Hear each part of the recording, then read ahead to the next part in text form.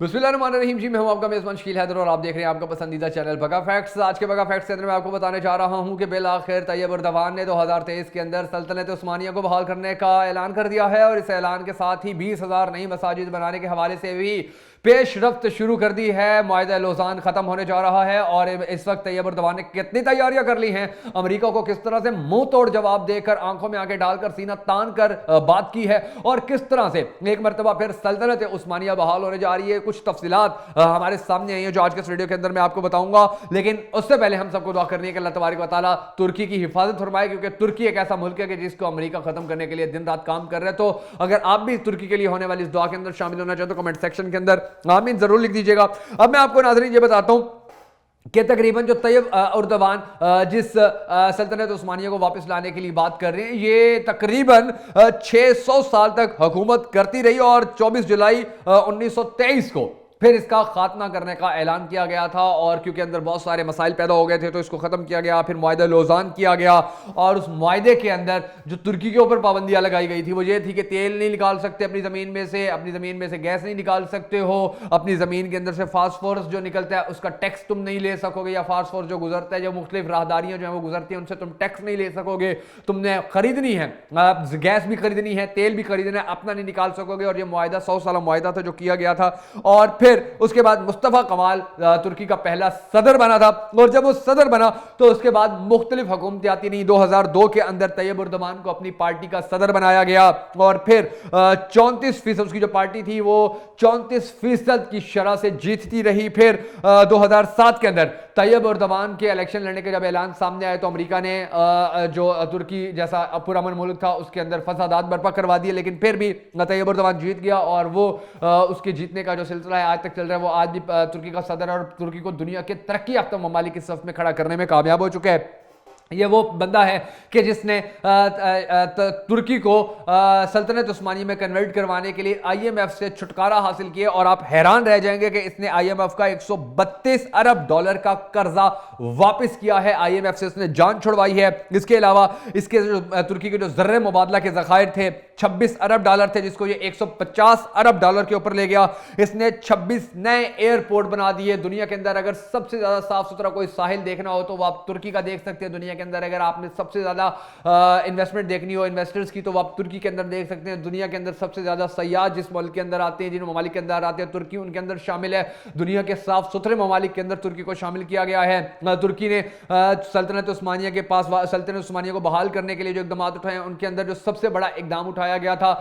वो सल्तनत उस्मानिया का वो ड्रामा था अर्तगल गाजी के, जिसको पूरी दुनिया के अंदर सैकड़ों जबानों के अंदर तर्जमा करके भेजा गया, पेश किया गया और बड़ा दुनिया ने उसको पसंद भी किया, बड़ा लाइक भी किया। और इसके साथ साथ सिर्फ एक महीने के या चंद महीने के अंदर जब तैयब उर्दवान की हुकूमत आई तो उसने 2000 से ज्यादा मसाजिद तामीर करवाई थी। सैकड़ों मसाजिद ऐसी थी जो बंद पड़ी थी उनको खुलवाया था, सैकड़ों मदारिस ऐसे थे जो बंद पड़े थे उनको खुलवाया था। और ये सारा करने का मकसद एक ही था कि किसी न किसी तरह जो सल्तनत उस्मानिया है उसको बहाल करवाया जाए। अब ये सारे प्रोजेक्ट्स उसने मुकम्मल कर लिए तैयब उर्दवान ने, क्योंकि 2023 के अंदर मुआहिदा लौज़ान खत्म होना है और इस मुआहिदे के खत्म होने के बाद तुर्की मुकम्मल तौर पर आजाद हो जाएगा। वो जिस मुल्क के साथ मर्जी चाहे ताल्लुकात रखे, जितनी गैस बेचे, जितना तेल बेचे, जितना फास्फोरस की तजारत करे, उसको कोई नहीं रोक सकेगा। और यही बात है, यही चीज है कि तुर्की अब एक मरतबा फिर से आप देखेंगे कि सल्तनत उस्मानी को बहाल करने जा रहा है।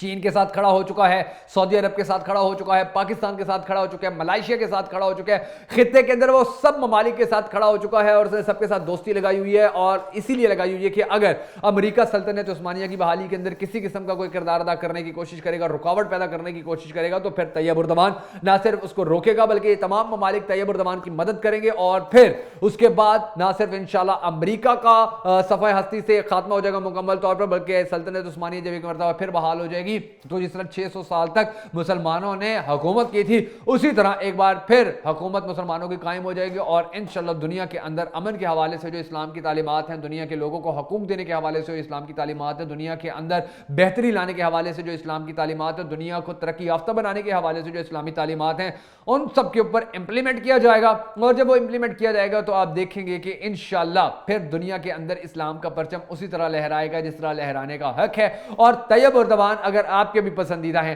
طیب اردوان کو اگر آپ بھی پسند کرتے ہیں، طیب اردوان کو اگر آپ بھی چاہتے ہیں، طیب اردوان کو اگر آپ بھی امت مسلمہ کا لیڈر سمجھتے اور مانتے ہیں، تو اس نے امریکہ کی آنکھوں میں آنکھیں ڈال کر سینہ تان کر 2023 کے اندر معاہدہ لوزان ختم ہونے کے نتیجے کے اندر ترکی کو ایک مرتبہ پھر سے جو سلطنت عثمانیہ بنانے کا اعلان کیا ہے، اس کو پیغام دنیا تک پہنچانے کے لیے، ہر پاکستانی تک پہنچانے کے لیے، تاکہ پاکستانی لوگ مینٹلی طور پر تیار رہیں اس نئی ڈیولپمنٹ کے لیے، اس ویڈیو کو زیادہ سے زیادہ شیئر کرنا ہے تاکہ پاکستانی عوام جو ترکی کی عوام سے بڑا پیار کرتی ہے، ترکی کے لوگ جو پاکستان کے لوگوں سے بڑا پیار کرتے ہیں، یہ لوگ متحد ہو سکیں، یہ لوگ یک زبان ہو سکیں، یہ لوگ یکجہتی کا اظہار کر سکیں۔ اور اس کام کے لیے جو ایک پروجیکٹ عمران خان نے شروع کیا تھا کہ ملائیشیا، ترکی اور پاکستان ایک اپنا چینل بنانے جا رہے تھے، اس کو بھی بحال کرنے کے حوالے سے ترکی نے اب دوبارہ کوششیں شروع کر دی ہیں۔ اور جب چینل بحال ہو جائے گا تو چونکہ ان دونوں ممالک، تینوں ممالک کی جو عوام ہے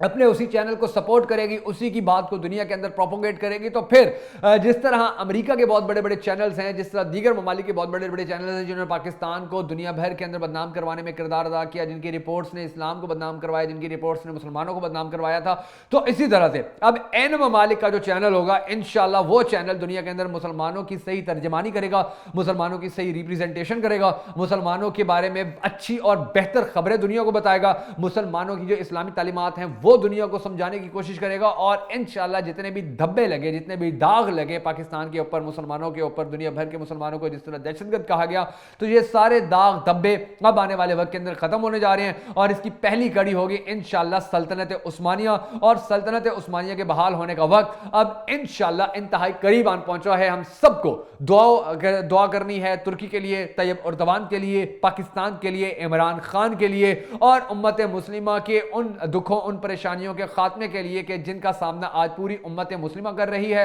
اور مسلمان آج جس طرح پوری دنیا کے اندر ذلیل و خوار ہوتے پھر رہے ہیں اور ان کا کوئی پوچھنے والا نہیں ہے یا ان کا کوئی ساتھ دینے والا نہیں ہے، تو انشاءاللہ آنے والا وقت اب پوری دنیا کے مسلمانوں کے لیے ایک بڑا اچھا وقت ثابت ہوگا۔ انشاءاللہ جب نئی سلطنت عثمانیہ قائم ہوگی تو اس کے نتیجے کے اندر مسلمانوں کو ان کے حقوق ملنا شروع ہو جائیں گے، امریکہ کا جو ڈالر ہے انشاءاللہ وہ تہس نہس ہو جائے گا، امریکہ کی جو اجارہ داری ہے انشاءاللہ وہ ختم ہو جائے گی،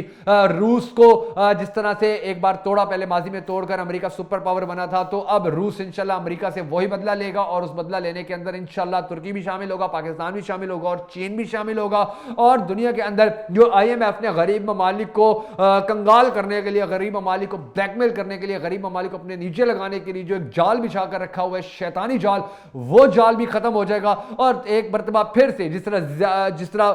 بھٹو نے، ذوالفقار علی بھٹو نے مسلمانوں کا ایک عالمی بینک بنانے کا آئیڈیا دیا تھا اور اس کے اوپر امپلیمنٹ کرنے کے حوالے سے کام بھی شروع ہوا تھا، اور پوری دنیا کے اسلامی ممالک اس کے اندر پھر پیسہ ڈالنے کے لیے بھی تیار ہو گئے تھے، تو اسی طرح سے